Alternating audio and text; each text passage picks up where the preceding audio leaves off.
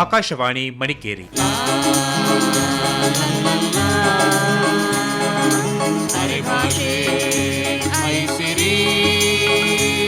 ಭಾಷೆ ಸಂಸ್ಕೃತಿ ಸಾಹಿತ್ಯಕ್ಕೆ ಗರಿ, ಭಾಷೆ ಸಂಸ್ಕೃತಿ ಸಾಹಿತ್ಯಕ್ಕೆ ಗರಿ. ಕಾರ್ಯಕ್ರಮ ಅರೆಭಾಷೆ ಐಸಿರಿ. ಪ್ರಾಯೋಜಕರು ಕರ್ನಾಟಕ ಅರೆಭಾಷೆ ಸಂಸ್ಕೃತಿ ಮತ್ತು ಸಾಹಿತ್ಯ ಅಕಾಡೆಮಿ ಮಡಿಕೇರಿ.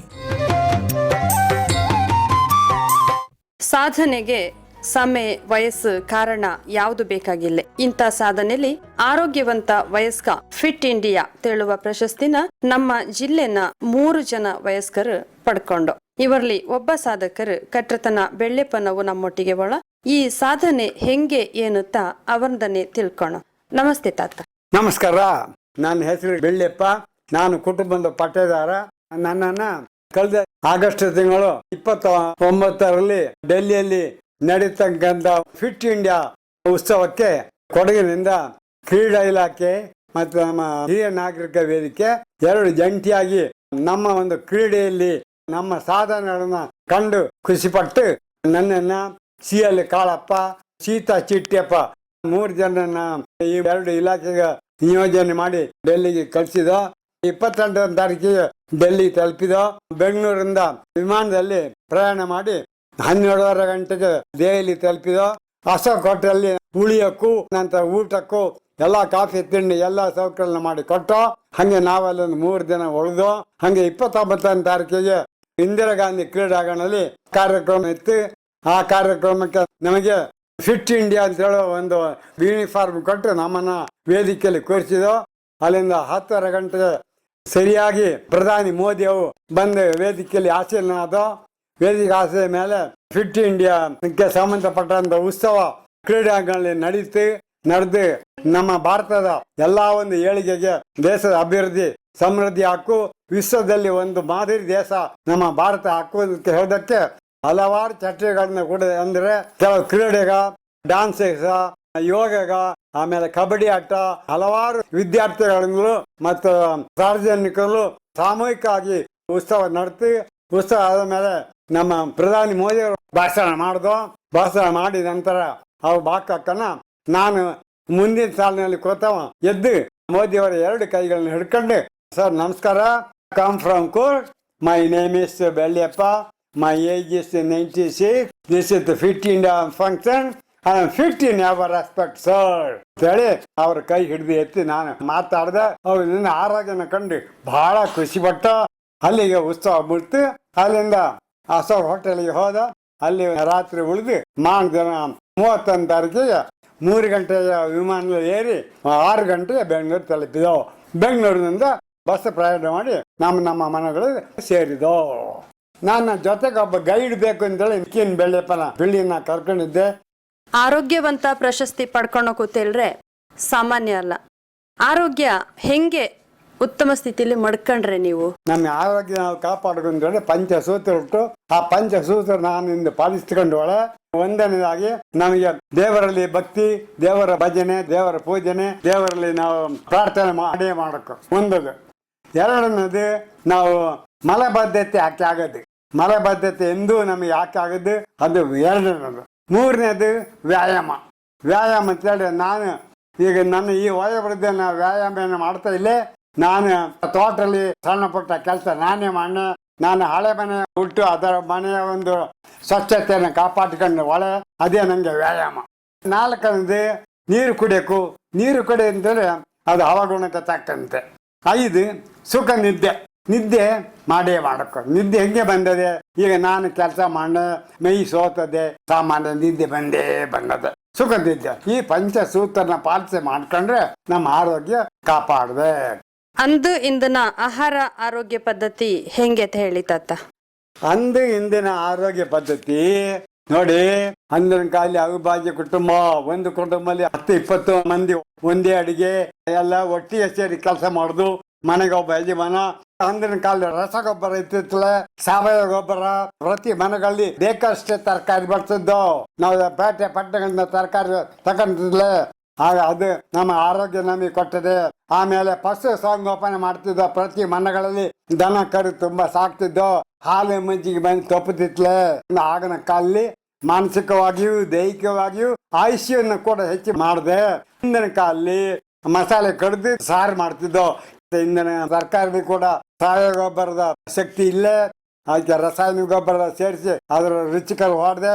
ಅದು ಒಂಥರ ವಿಷ ಪದಾರ್ಥ ಕೂಡ ಆಗಿದ್ದಿದೆ. ಅದರಿಂದ ನಮ್ಮ ಆರೋಗ್ಯ ಕೆಟ್ಟದೆ. ಯುವ ಜನತೆಗೆ ನಿಮ್ಮ ಸಂದೇಶ, ಕಿವಿ ಮಾತು ಏನು ತಾತ? ನೋಡಿ, ಸೋಲು ಗೆಲು ಮನುಷ್ಯನಿಗೆ ಮನ್ನಲ್ಲಿ ಇರುವಂತದ್ದು. ನಾ ಸೋತು ಬಿಟ್ಟೆ ಅಂತ ಹೇಳೋ ಮಾತ್ರಕ್ಕೆ ಯಾಕಾಗಿ ಮನಸ್ಸಿಗೆ ತಗೊಂಡು ಆತ್ಮಹತ್ಯೆಗೆ ಯಾಕೆ ಹೊರಡಕ್ಕಾಗದು, ಆತ್ಮಹತ್ಯೆ ಮಾಡ್ಕೊಳಕ್ಕಾಗದು. ನಾನು ಕೂಡ ವಿದ್ಯಾಭ್ಯಾಸದಲ್ಲಿ 7ನೇ ತರಗತಿಯಲ್ಲಿ ಇರ್ಕೊಂಡು ನಾನು 1 ವರ್ಷ ಸೋತವನೇ. ಸೋತರ್ನ ಒಂದು ಧೈರ್ಯ ಕೊಟ್ಟದೆ. ನಾ ಇನ್ನೂ ಓದಕ್ಕೂ ಹೆಚ್ಚು ಮಾಡಕ್ಕೂ ಅಂತ ಹೇಳುವಂತ ಧೈರ್ಯ. ನಾವು ಸೋತು ಹೇಳಿ ಪ್ರಾಣ ಹತ್ಯೆ ಮಾಡಕ್ಕಾಗದು. ಯಾಗಳು ನಾವು ಧೈರ್ಯ ತಗೊಂಡು ಪ್ರತಿಯೊಬ್ಬ ಸೋಲು ಗೆಲ್ಲಿದ್ದೆ. ಸೋತು ಮಾತ್ರಕ್ಕೆ ಯಾರು ಆತ್ಮಹತ್ಯೆ ಮಾಡದೆ ಅವರ ಜೀವನ ಮುಂದೆ ಲಾಯ್ಕಾದೆ. ವ್ಯಾಪಾರಸ್ಥರಾಗಲಿ, ವ್ಯವಸಾಯಗಾರನಾಗಲಿ, ಉದ್ಯೋಗಸ್ಥರಾಗಲಿ ಯಾರು ಅಧೈರ್ಯ ಗಡಿಕೆ ಆಗದು.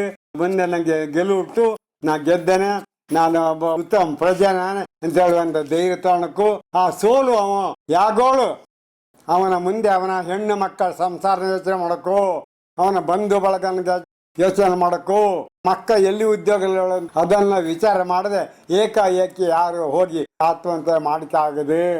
ಧೈರ್ಯದಿಂದ ಮುಂದೆ ಇದ್ದು ಅವನ ಜೀವನ ಸಾಗಿಸಿಕೊಂಡು ಹೋದರೆ ಒಳ್ಳೆ ಉತ್ತಮ ಪ್ರಜೆ ಆದೆ. ಆದ್ದರಿಂದ ಯಾರು ಸೋತು ನಾನೇ ಗೆದ್ದೆ ಇಲ್ಲ ಅಂತ ಹೇಳುವಂತ ಧೈರ್ಯ ಮನಸ್ಸಲ್ಲಿ ಇಟ್ಟುಕೊಂಡು ಅದು ಯುವಕರಿಗೆ ನನ್ನ ಒಂದು ಕಿವಿ ಮಾತು. ತಾತ, ಇಷ್ಟೊತ್ತು ನಿಮ್ಮ ಮನದಾಳದ ಮಾತನ್ನ ನಮ್ಮೆಲ್ಲರೊಟ್ಟಿಗೆ ಹಂಚಿಕೊಂಡೋಳ್ರಿ. ನಮಸ್ಕಾರ. ನಮಸ್ಕಾರ.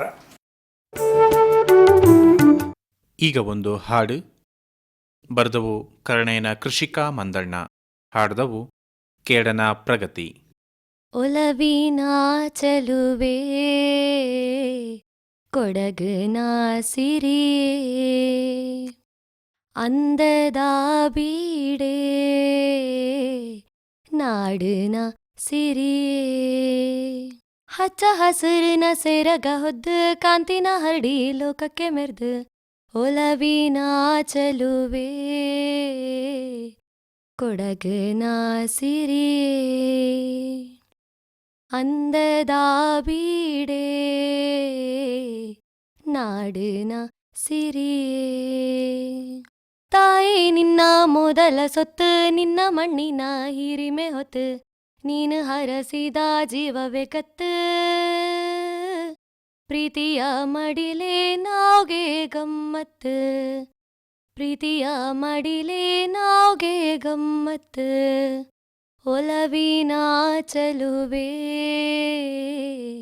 ಕೊಡಗನ ಸಿರಿಯೇ, ಅಂದದ ಬೀಡೆ ನಾಡಿನ ಸಿರಿಯೇ.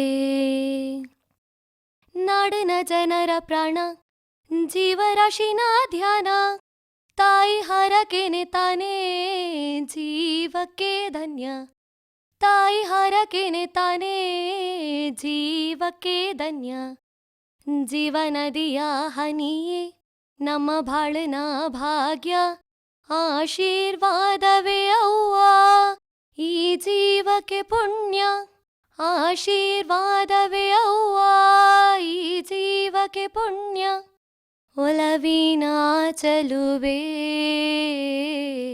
ಕೊಡಗನ ಸಿರಿಯೇ, ಅಂದದ ಬೀಡೆ ನಾಡಿನ ಸಿರಿಯೇ, ನಾಡಿನ ಸಿರಿಯೇ, ನಾಡಿನ ಸಿರಿಯೇ.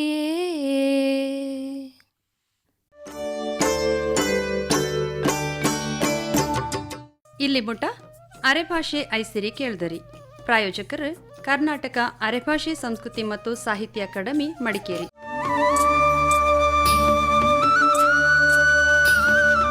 ನಿರ್ಮಾಣ ಕಡ್ಲೇರ ತುಳಸಿ ಮೋಹನ್ ಮತ್ತೆ ವಿನೋದ್ ಮುಡಗದ್ದೆ. ನಿರ್ವಹಣೆ ಡಾಕ್ಟರ್ ವಿಜಯ್ ಅಂಗಡಿ. ಇದು ಆಕಾಶವಾಣಿ ಮಡಿಕೇರಿನ ಕೊಡುಗೆ.